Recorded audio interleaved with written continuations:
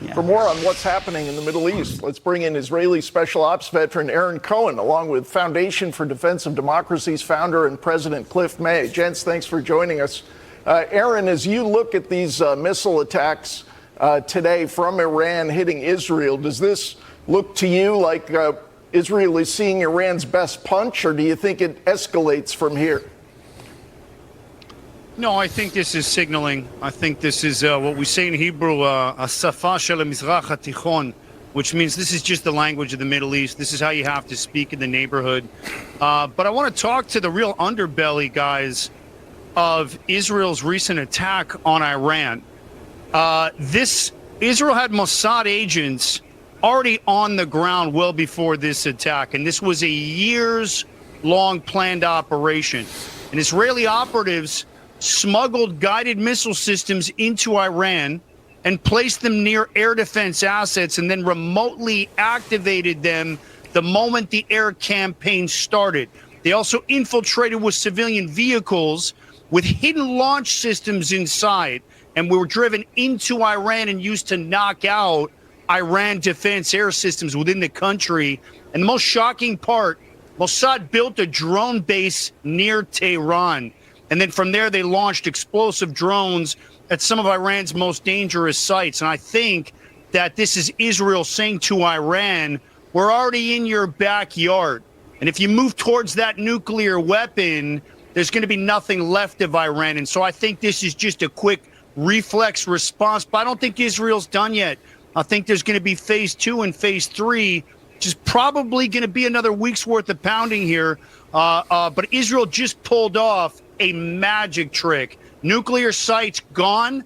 20 of Iran's top leaders, or up to 20 of their generals, gone. Targeted assassination and a combined strike wrapped into one operation.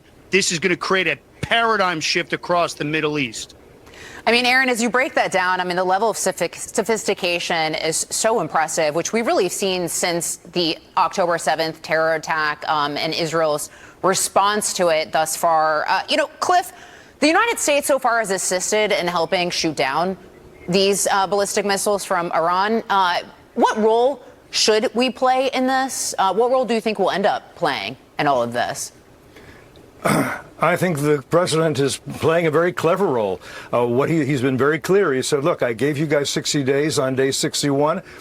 I told the Israelis, do what you need to do to protect yourselves, because the Israelis understand you are trying to create nuclear weapons so that you have the capability to fulfill your intention. What is that intention? I first heard it in 1979 when I was a reporter covering the revolution in Iran. Death to Israel. Death to America, too, but that's aspirational, let us say. So the U.S. so Trump is able to say, you should really negotiate with me, because if you had done so, if you had done what I'd asked you to do, which is get rid of your nuclear weapons program, you wouldn't be in the pain you're in now. And if you don't do something soon, which means come to me and make this deal, then you're going to be in much greater pain, because we're not stopping the Israelis.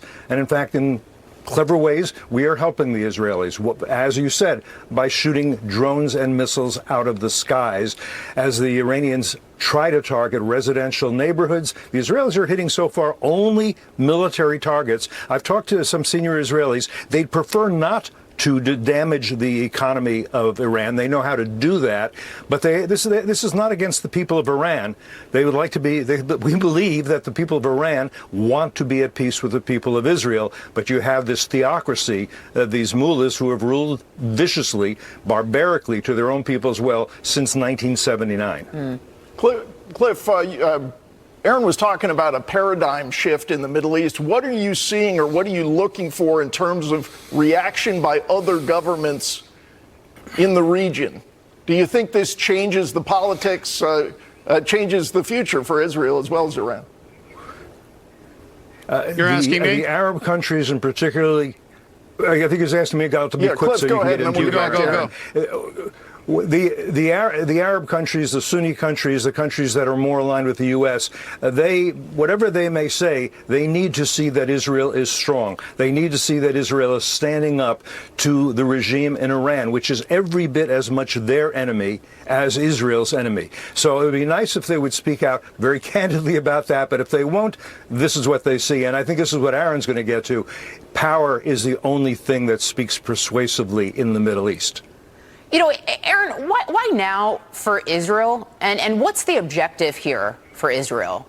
What does a win look like in all of this? Well, so right now is because Iran, Israel had actionable intelligence, in my opinion, which meant that Iran was closing in on 84% nuclear grade capability, which means they can fire a rocket. They've been lying. They've been hiding ballistic missile sites. They've been hiding nuclear centrifuge programs underground, Natanz, Fordows, and they've just been lying. They didn't come to the table with President Trump. Israel's been building a 10-year operation to be able to take out these nuke sites, activated the plans, got wind that Iran was close enough to potentially be a couple of weeks away from launching a nuclear-tipped arsenal at Israel and the West.